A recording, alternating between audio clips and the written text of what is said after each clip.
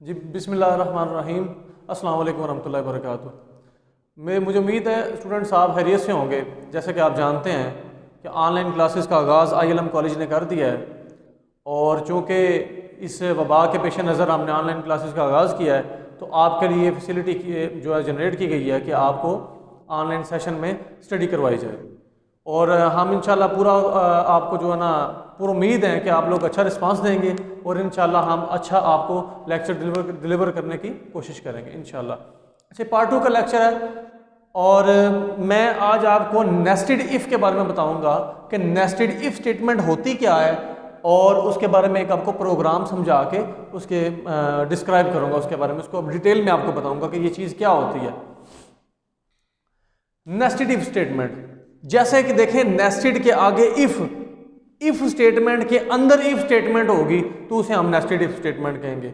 जैसे देखें आप उसके सिंटैक्स में देख सकते हैं कि ये जो हमारे पास ओवरऑल आउटर एक इफ स्टेटमेंट है, उसके अंदर हमने एक उसी तरह की इफ स्टेटमेंट लगाई हुई है, और आप ये देख सकते हैं कि इफ स्टेटमेंट के अंदर जो इफ स्टेटमेंट आएगी वो क्या होगी, नेस्टेड इफ स्टेटमेंट।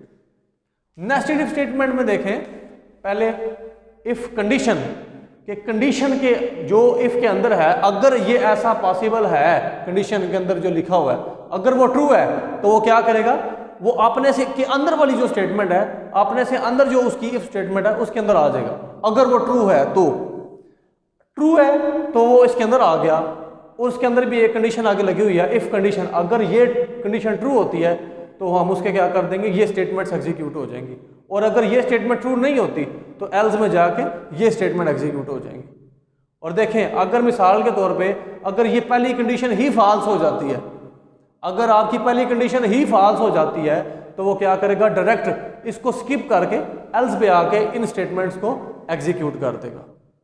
चलें अभी हम आते हैं एक प्रोग्राम की तरफ। वो कहता है write a program that inputs 3 numbers and display that the given 3 numbers in which 3 numbers are the smallest, कि इन तीनों नंबरों में से कौन सा आपका जो डिजिट है वो स्मॉलेस्ट होगा, कौन सा नंबर आपका स्मॉल है। हमने उसके बारे में एक प्रोग्राम लिखना है। हमने क्या किया, हमने प्री प्रोसेसर डायरेक्टरी लगाई, हेडर फाइल्स हमने लगा के ये लिखा, मेन फंक्शन के अंदर आए हम। जैसे कि आपको पता है कि सी लैंग्वेज में प्रोग्राम लिखने के जो है ना 3 उसके हिस्से होते हैं, स्ट्रक्चर उसका 3 हिस्सों में डिवाइड किया गया है। सबसे पहले प्री प्रोसेसर डायरेक्टिव्स आती हैं, उसके बाद उसका मेन फंक्शन आता है, मेन फंक्शन के बाद उसकी तमाम की तमाम स्टेटमेंट्स आती हैं। हमारे 2 काम मुकम्मल हो गए, हमने हेडर फाइल्स भी लगा ली, प्री प्रोसेसर डायरेक्टिव्स भी मुकम्मल हो गई, उसके बाद मेन फंक्शन भी मुकम्मल हो गया। मेन फंक्शन जब मुकम्मल हुआ तो हमने इन स्टेटमेंट्स को एग्जीक्यूट करना है। देख लेते हैं उसने क्या किया, int A, B and C। उसने 3 वेरिएबल डिक्लेयर किए हैं, वो भी इंटीजर टाइप के, डाटा टाइप उसके साथ लिखी हुई है इंटीजर टाइप के। उसने 3 जो हैं वो वेरिएबल डिक्लेयर किए हैं, उसके बाद उसे क्लियर स्क्रीन कर दी है। अब हमने जो वेरिएबल डिक्लेयर किए हैं हमने वो इनपुट भी करवाने हैं। हम ऐसा करते हैं, हम इनको इनपुट करवा लेते हैं इन तीनों को। प्रिंट एफ किया, एंटर 3 नंबर्स। आपको पता जो डबल कोटेशन में लिखा जाता है वो ऑटोमेटिकली उसी तरह ये आपकी आउटपुट स्क्रीन के ऊपर शो किया जाता है। हमने कर दिया जी प्रिंट एफ एंटर 3 नंबर्स, ऊपर आ गया एंटर 3 नंबर्स। उसके बाद स्कैन एफ आपको पता है इनपुट के लिए इस्तेमाल होता है। हमने इनपुट लेनी है यूजर से, तो वो इनपुट किस तरह हम देंगे, मॉड्यूलस डी। चूंकि हमारे पास इंटीजर टाइप के 3 वेरिएबल है, इसलिए हमने इंटीजर के लिए मॉड्यूलस डी इस्तेमाल करना है।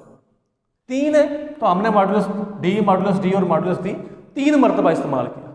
3 मरतबा जब इस्तेमाल हो गया तो हमने उसको एंड A, एंड B और एंड C, यानी कि इन तीनों के अंदर इसकी इनपुट आ गई। A भी हमने ले लिया, जैसा कि हमने आउटपुट स्क्रीन के ऊपर आप नजर आ रहा है 17, B हमने ले लिया 15 और C हमने ले लिया 13। अभी हम आते हैं अपनी नेस्टेड इफ स्टेटमेंट के अंदर, उसके स्ट्रक्चर के अंदर। देखें वो कहता है अगर A जो है वो छोटा है B से, अगर A is less than B, अगर जो हमने डिजिट एंटर किया है वो अगर B से छोटा है तो फिर क्या होगा। हम इधर ऐसा करते हैं, हम इधर यहाँ पे चेंज कर लेते हैं, कोई ऐसा डिजिट लिख लेते हैं, मिसाल के तौर पे 20 लिख लेते हैं। यस, देखें अगर A छोटा है B से तो क्या होगा, देखें 17 छोटा है 20 से, तो क्या होगा, ये कंडीशन ट्रू होगी। ट्रू हुआ तो वो अपने अंदर जो इफ स्टेटमेंट है उसके अंदर आ गया। उसके अंदर आया, उसके आगे फिर एक कंडीशन है, अगर ए छोटा है सी से, अगर जो कि ए है वो छोटा है सी से, सी तो 13 है, ए तो बड़ा है, ऐसे ही है, ए जो है वो सी से बड़ा है, यानी कि ये एक आपकी कंडीशन फॉल्स होगी। इसका मतलब है कि ये आपकी स्टेटमेंट एग्जीक्यूट नहीं होगी, वो डायरेक्ट किसके ऊपर, किसके पास आ जाएगा, एल्स की कंडीशन में आ जाएगा। एल्स की कंडीशन में आया, प्रिंट ऑफ हमने किसको करवाया, modulus D is the smallest, तो जो हमारे पास बच गया है वो सी, वो क्या है हमारे पास स्मॉलेस्ट, तो हमें यहाँ पे शो कर देगा 13 इज द स्मॉलेस्ट। ठीक है, देखें अभी हमारे पास ये सारे का सारा जो नीचे लिखा हुआ है ये स्किप हो जाता है। ये हमारे पास एल्स की कंडीशन में स्किप इसलिए हुआ क्योंकि हमारी ये दो कंडीशन, ये जो कंडीशन है ये ट्रू हो गई थी।